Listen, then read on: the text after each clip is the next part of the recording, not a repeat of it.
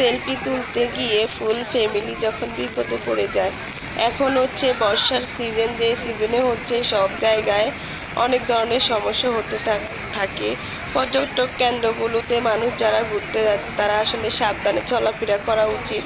কারণ হচ্ছে দেখেন, একটা ভুলের কারণে ওরা হচ্ছে ফুল ফ্যামিলি পানি স্রোতে বেশি চলে যাচ্ছে। আর হচ্ছে এখানে একটা ছোট্ট বাচ্চা আছে, যে বাচ্চাটার জন্য আমার অনেক বেশি খারাপ লাগতেছে।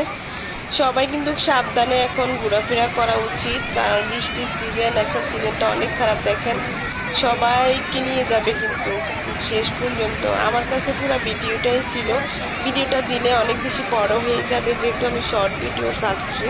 যদি আপনাদের দেখার আগ্রহ থাকে তাহলে অবশ্যই আমাকে কমেন্টসে জানাবেন, আমি নেক্সট পার্টটা দিয়ে দেবো। এটা হচ্ছে প্রথম পার্ট।